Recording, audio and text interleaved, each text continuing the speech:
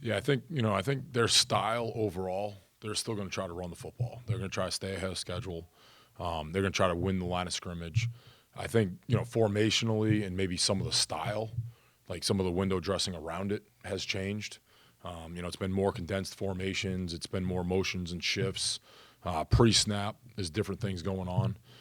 So we got to make sure, we got to communicate really well. We got to make sure we're urgent in our movement, our alignment, and then, it's to me, it's still the line of scrimmage. We have to make sure we win up front. I was running for over 200 yards in every game, and stretch zone has been a big part of that. What makes the run game so difficult to defend? I think they work really well together up front, and then I think the running backs run through tackles. I think their backfield is very talented, and I think up front they have an older group. They've worked together for a couple of years now. They work together very well, on their combos and as they climb and moving their feet and finishing blocks and staying on track. And that's been the biggest thing. Really seeing the way they've done it the last couple of games coming out of the halftime and what they've done at the line of scrimmage and built momentum as the game's gone on. And then the other thing is there's times where, someone's going to win up front and the running back will make you miss or the running back will break the first tackle. And, I think one thing we noticed, we've talked to the team about, if you look at just their stats, I think it's over 170 yards a game after contact. And, that's going to be the big emphasis. We got to make sure we bring our feet. We got to make sure we're stepping on toes, and we have to finish tackles. We got to make sure we're not lunging, we're not diving. It's not an arm tackle. We have to use the system, and we have to make sure we're finishing plays every rep wherever we meet the ball carrier. That's where Omarion Hampton leads the country in yards after contact. And now Caleb Johnson's number 2. You came in after that North Carolina game and talked about how you missed 22 tackles. So if you're going to clean it up like you have the last 2 weeks, is it just cleaning up everything in between? Yeah, I think the number one thing is it's about us. It's about working on our block destruction, working on our pad level, working on winning at the line of scrimmage, and then when we do meet the back, making sure our guys are ready to finish the play, whether it's a bite the ball tackle, it's a wrap and roll tackle, it's a half man tackle, whatever situation we're in, we got to make sure we're using the system when we're finishing. And that's been, from game 1 to game 2 to game 3, we've seen a lot of improvement. But that's something, the last couple of days we've worked the circuit. We've continued to work tackling. I know in a lot of the position drills on defense, we've continued to work that, coming off a block or coming off a blitz or coming off an angle or working a play in space, just continuing to build the confidence and really continuing to work our guys to work on those fundamentals. How do you feel about Jack Henderson's development since you've had him? Yeah, he's fun to have on the team. He does a lot of really good things for us, really in all situations, first down, second down, and third down. He's been a guy, not having him all spring, really what he's contributed from day one in fall camp. And in spring, he was always on the side. He was back and acting. He was getting the mental reps. He was taking the steps. He was in the video room. But having him, really from August, seeing his versatility, how he is, setting edges, how he is blitzing off the edge, how he is in coverage and space. He does so many good things for the defense. And, he's so versatile that we can put him in different situations and we don't have to sub or change personnel. I think that's been huge for us to be a little bit more versatile in what we can do. Yeah, I think last week, I was really happy with, the way we executed early in the game in some of those coverages. I thought there were some tells in some of the things that they were doing, and I thought our guys jumped it and made some plays. I still think, we always want more. I feel like no matter what it is, we always want a little bit more. We want to push it a little bit harder. I thought we left really the last couple games, maybe a couple out there that I wish we had taken away. But that's been the emphasis in practice. We want to attack the ball even more. We want our guys to be obsessed with the football, and that's the number one thing. Like the ball's on the ground in practice, we're scooping, we're chinning, we're scoring. The ball's in the air, we want to go high point it, we want to attack it, we want to set up the sideline return, and we want to make sure that's the number one thing. If we have an opportunity at it, we want to make sure we come away with the ball. And I think our guys have been attacking that, they've been embracing that, and it's a program-wide thing, from day one. And we want to continue to improve on that every week if we can.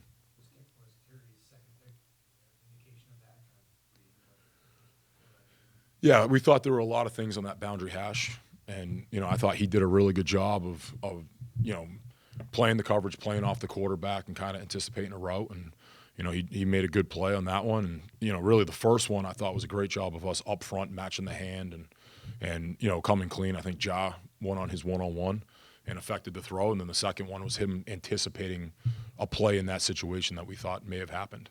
And, it was a great job by him, playing the coverage, understanding where the landmark was, and playing off quarterback eyes with direction delivery. And, he made a big-time play there. With Wally's status in question, what have you seen from Zaquan Bryant? I think our DBs in general, really all the way around, the safeties, the nickels, the corners, I think guys have stepped up. And the one thing, I always try to look for is how are they doing on special teams? And we've had a lot of guys contribute on special teams. They've done some different things, whether it's, Corey in the return game or other guys running down and doing good things on punt or on the punt return team. And I think we've had a lot of guys get valuable reps, and they're stepping up. And then in our packages, we've played a lot of different guys in the last 2 games. And, whether it's been, doing some different things at the second level, playing at the third level, we've had a lot of different guys play. And I think Zaquan's been a guy that's really stepped up. He's challenged throws. Last week, I was really happy. He gets beat early in the game on a 3rd down, and he bounces right back like nothing happened. And he's challenging receivers. He's, biting the ball. He's finishing plays. He's in the box tackling. And he does so many things very well. And special teams is really where he stood out in that first game where, he stepped up, made some good plays for us, and that's where, his value is just going to continue to get better and better for us. For your linebackers, how big of an emphasis have the Iowa tight ends been this week? Yeah, I think the ball, especially like third and medium, the ball goes through those guys. And just the way the offense goes, everything is going to be it's heavy 12 personnel. Those guys block very well. They do a great job at the point of attack. We have to make sure we're setting edges and fitting well off of them. And then, in the pass game, those guys are versatile. They're good in space. They're hitting them on the verticals. That first game, they come out, they hit the stick nod. He sets them up with a move. They get vertical down the field. But they use the tight ends in all aspects of the game. It's third and medium. It's in the blocking game. It's short yardage. Down the green zone, they're going to be big-time targets for them. And it's just something we have to be aware of at all times, in all down situations for us. Yeah, back her up is what they are right now. What stands out about Caden Acton? I think he has stepped up and delivered some really good throws. I think in different situations in the games, there's been some third and mediums, third and those 5 pluses where he's stepped up. He's ripped a couple good throws. He's thrown a couple really good digs. His presence in the backfield, and then the other things, he's been very smart at times with the football.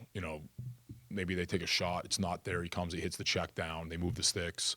They get it back to third and manageable. They they create a good positive play when maybe the first throw wasn't there or the second read wasn't there. And then when he does have it, I think he throws a really good football. But, his presence, the way he controls the offense, I think he's playing really well right now, and that's definitely something that we have to affect the quarterback early in the game. Anything else for Coach? All right. Thanks, Coach. All right, thank you guys. So difficult this game against? They're very sound. They run to the football. They're very aggressive. They're very physical. I think it's an extremely heavy hand defensive line. They do a great job of playing in their gaps. They're extremely fundamentally sound in the back end. They don't make mistakes. It's one of the biggest reasons why they traditionally don't give up huge plays. They don't give up explosive plays at all. It's really fun to go against them and really fun to game plan them because you're always attempting to find that one thing that you can do to exploit what he does. I mean, Coach Parker he's one of the best defensive coordinators in the country, and that's the challenge. When the game ended on Saturday, all I could think about Saturday night was getting to go against Iowa because it's just such a fun challenge. They're so good. They're an elite defense, and so that's what I think is the toughest thing is just when you're playing someone that sound, you can't make mistakes. You have to execute, and you got to protect the football. There is an opportunity to pass services to that. As always, every week, whether it's breaking a tackle or whether it's something designed by scheme. We're always looking to generate those type of plays. I mean, we threw a pass below the line of scrimmage on Saturday, and it was blocked well, and Daniel ended up turning it into a huge gain, and that was something that, you look at that play, you're like, okay, let's see if we can just use it, to get 4 to 6 yards, and it turned into 25 plus. So it's pretty cool. Like that's what we're looking to do offensively, but we're doing that every single week. It doesn't really mean just specifically for Iowa. You worked with Tim Lester at Western Michigan, and now he's the offensive coordinator there at Iowa. Do you worry a little bit that Lester's trying to give away some of the Greg Harbaugh secrets? No, not particularly. He's a friend of mine. Obviously, I worked for him for 2 years. He's a very good coach. Does a great job schematically. Obviously, I learned a lot from him under the 2 years that I worked with him. But no, I don't look at that as that. Like at this point in time, like you run into so many people in the business and the profession that you're all working to achieve the same goal. You're all friends, and so like, you might share ideas in the off season. Can't say that I shared too many ideas with him once he went to Iowa, but before that, when he was with the Packers and all that, it was fun to be able to have those conversations. But he's a good coach, and I know we're looking forward to go against him. Iowa's run defense has only allowed 2 runs of over 10 yards through 3 games, and you struggled to run the ball at times. How do you run the ball enough to keep Iowa honest, and how do you be efficient in the run game this week? Yeah, run off the ball. Like just the same thing. Like they're heavy-handed up front. We got to be physical up front too. We got to run off the ball. We got to attack them. That's part of this game. I always say, I said to the guys earlier this week, in 22, it was really I was here in 17 and then 19. But I really didn't notice it because I was just in a different role. Then when I became the tight end coach, I really realized how physical this game is. And that's what I just remember telling the tight ends that week. And then post game there. And then this week I just reminded them, how physical this game is. And our line is ready for that challenge. They know that's an elite defensive line across from them. But I think it's just being consistent, being okay with the 2-yard, 3-yard, 4-yard runs, and then all of a sudden, hopefully, you can chip away. You can get 5, 6, and then you break one. And that's the goal and that's the objective up front. We know that every run is going to be hard, tough, 2, 3, 4 yards at times. What's been the message to Max Brosner this week? Throw the open guy every week. Trust what you see. Go through your progressions. It's fun with him because you can tweak different things each week.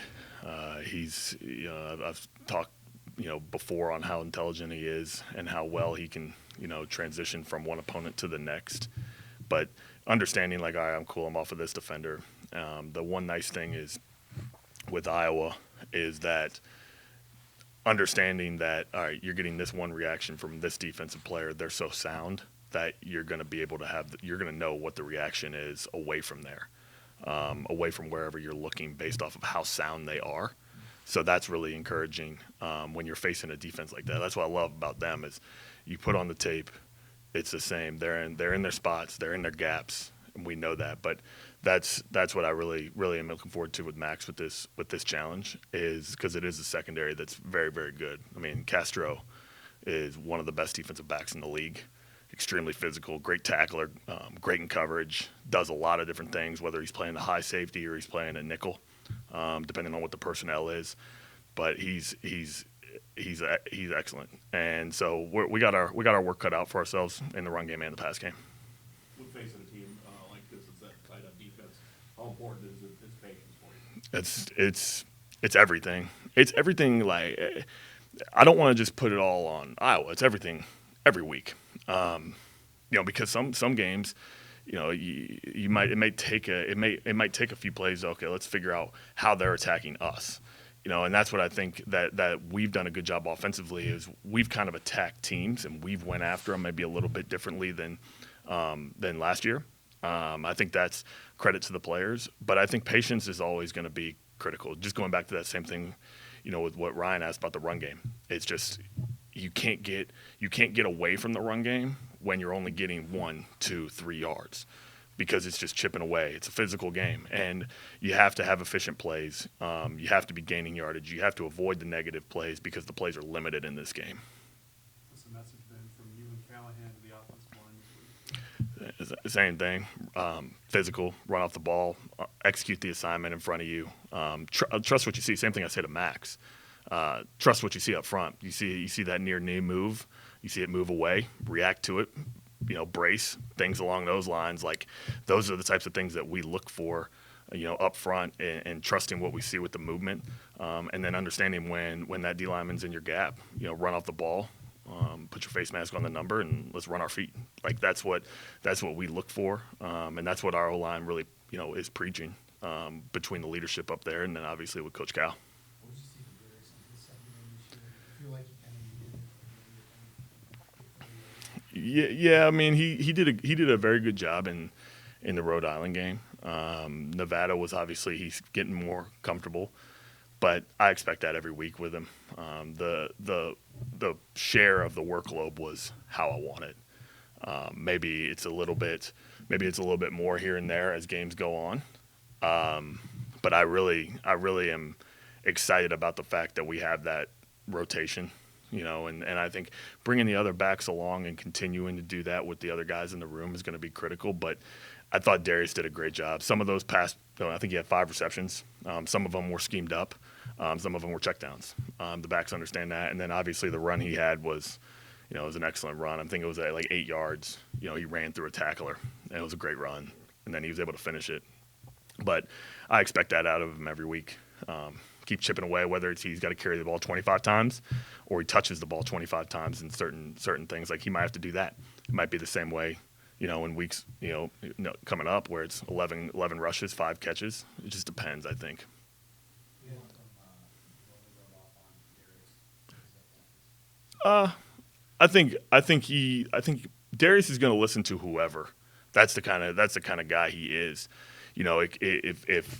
If I go in there and say something, if a graduate assistant goes in there and says something, if Mo Ibrahim says something, I think he's going to listen. And he's going to take all that coaching. He's going to soak it all in. That's why he's had so much success early on. It doesn't matter who's coaching him, and he just takes it and listens to it and learns from it. I've just been impressed so much with how intelligent he is going from the meeting room to the field and being able to execute the different things that we're asking him to do. I think Andy asked about they had given up some big plays. You guys almost hit one, I think, maybe 2 yards off Yep. last week, right, Yep. to Jackson. Yep. Do you go into a game, whether it's Iowa or whoever, with a number in mind, like we should take 5 after 2, or can't do it today? How do you? No, there's generally like a number based off of each thing. So like, off of my sheet, like, I have a certain amount of runs I have on there. I have a certain amount of dropbacks. I have a certain amount of run action. Some of those are shots. I have a certain amount of quick game. Certain amount of plays where I can move the pocket. Those are all based off of a certain amount of number that I think is based off how many plays we're going to get in a game. Same thing goes for third down. How many third downs are you averaging per game? Right now we're at about in between, I think, 11 to 13 third downs a game. So you want to be able to have enough calls to get through the game. The same thing on first and second down. Hopefully you want to carry anywhere from 50 to 65 first and second down calls. The shots are just all built into that.